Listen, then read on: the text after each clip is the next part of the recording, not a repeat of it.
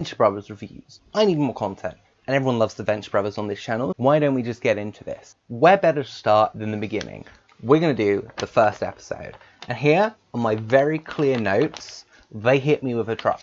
Because what else do we need? The episode starts, and we're introduced to the best character in the Venture Brothers, Brock Sampson. Senor Sampson? We see him taking out a gang of Mexican thugs.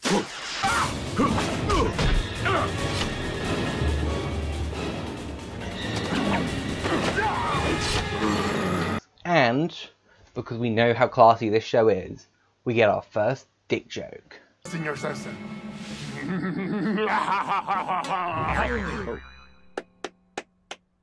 Can I say, it's quite the impressive dick joke. After we watch Brock kicking butt against those Mexican gangsters. Mexican wrestlers? Luchadors? That's the one we'll go with. Luchadors. Which he does very easily. We see him getting his 69 Charger apart. That was for a 69 Charger, no? Because of course Brock drives the 69 Charger. There. No charges, okay? Because was he frozen in time? Is he somehow a time traveler? Who knows? Take me with you. Sorry, man. You're good. Questions for a later date. Next up we see Rusty, and what's his first scene? Learn very quickly that the myth of the chupacabra is just that, utter crap. People ignoring him. The class ignores him.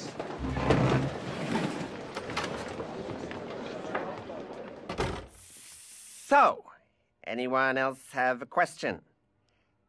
Brock ignores him. One or two of the students really seem to grasp. You don't really care, do you? Nah. It's Rusty. No one's ever going to listen to what he has to say. And you gotta love it. You gotta appreciate that his character, no one will ever listen to at any point in this show. And then we get our introduction of the Venture Brothers. Hank and Dean. Hey, Pop! Yeah, boys. This place is tits. Divvy this, we got these boss Mexican hats. Sombreros! Walking into the scene together. They say the same line. They finish each other's sentences. They're inseparable at this point. These super cool sugar skulls with our names on them. Then obviously the episode continues. We see Rusty trying to fuel his addiction to pills. Look at this place! I realize I'm a Tijuana doctor and all, but even we have scruples. I could lose my license to practice Mexican medicine. Which is understandable. You know, he's got problems. Jonah fucked him up pretty bad, but still, maybe he shouldn't leave the boys on their own. Hasn't he always been, well, super helpful? And the boys, what are they doing? They're doing something lovely for Helper, because they're just so wholesome this early. And then we see the mighty monarch. Traitor! Dirty bastard traitor! He's down in Mexico, spying on Venture, doing his own thing. Who knows? It's hard to tell with the monarch. We don't know what he says to Dr. Girlfriend's true or false. Keep it professional. It's my old nemesis, Dr. Venture. All we know is that he's here and he will get Dr. Venture. Because it's the monarch. It's what he does. He's the arch rival. So he sends out Speedy, who... Friend, Speedy! Yes, Monarch! You're being promoted. I want you and a phalanx of no less than 3 and no more than 5 henchmen to go and observe Dr. Venture. Who's probably my favourite one-time appearance of any character in this show. Oh, so sad. But Speedy did one thing that almost no one else in the show has done. He took out Brock Sampson. Ellen, boys!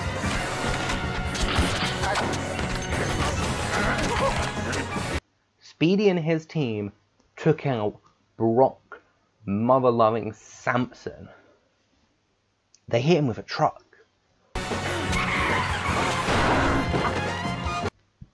They hit him with a truck. Right? I can't believe Brock was taken out that easily. Company!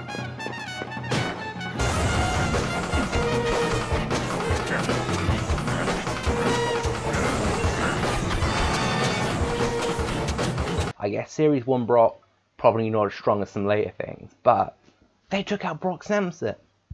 I think that's only done by a couple of people in this show. One of them might have been the Monarch. We'll get back to that later. Well, if we continue doing this review show, and people like it. Actually, it was Speedy's idea. Great, so it was Speedy's idea. Super idea, Speedy. Where is he? The Monarch has captured the Venture Boys. Crazy. How has he ever succeeded in something like this? I like my ass, gentlemen. Samson won't be a problem, sir. You... No way. Is he dead? Well, this changes everything. Without his walking Swedish murder machine, the good doctor will have to do... One of my favourite lines in the show, well, now it's one of my favourite lines in the show, it meant nothing to me early on, but the Monarch's getting all creepy uncle on us. Monarch was getting all creepy uncle on us. You're the best dad in the whole world. Yes, yes. In the first episode of this show, it is hinted at that the Monarch is related to the Venture Brothers. And it's true. We get to season 7 finale and we find out it's true. How much forethought has been put into this show is incredibly ridiculous. I have never had so much respect for two creators as I have with this show. The fact that this art piece of a show was cancelled is such a tragedy. I've got to wipe away my tears, sorry. The loss of the Venture Bros truly upsets me. The boys are captured, Rusty has had his kidney stolen, and Brock Sampson is dead. Ow. Ah! We're in the belly of the lair of the Monarch's hideout! Correct, clever boy. Oh, bruh. This might be the lowest point we've seen all of our characters in this show. And it's only episode 1. I don't know if there is a better episode 1 of any TV show than there is for this one. We see Rusty using whatever scientific knowledge his father left him. Ha! That should just about do it. Let's see if I'm half the genius I think I am. To fix his own kidneys using Helper, which I'm quite impressed with because it's Rusty. I know Helper is his dad's creation, but the fact that he knows how to use Helper is impressive compared to what we've seen him do with some of his dad's other inventions. It could also not just be Rusty, because we know at this early point in the show, Rusty's getting some help from the inside. JJ. And we get that wonderful foreshadowing. I know it's only for the season 1 finale, which doesn't seem as impressive as the season 7 finale, but still, most shows can't even give us that. Brock! You're alive! Brock can't be killed. You hit him with a truck, it don't mean squat. Rusty doesn't worry about his commitment to science and the truth. He's happy to try anything to bring back Brock, his guardian angel. It worked! My shrine worked! It's not all superstitious nonsense!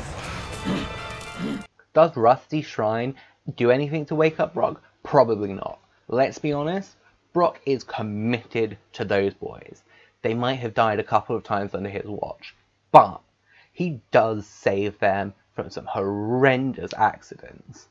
And being captured by the Monarch, probably not the best situation to leave them in. So he rises from the grave, takes out a mythical, legendary Mexican creature.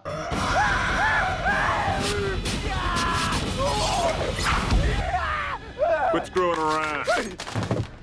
And then drives a car out of a plane into a flying cocoon.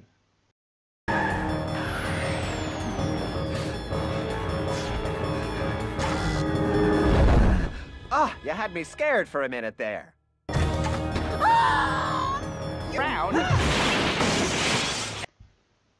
Could you imagine a cooler first episode for a character? I'm not sure you could. I literally do not know if any character has done anything as cool as Brock Sampson does in this first episode. And then we get this.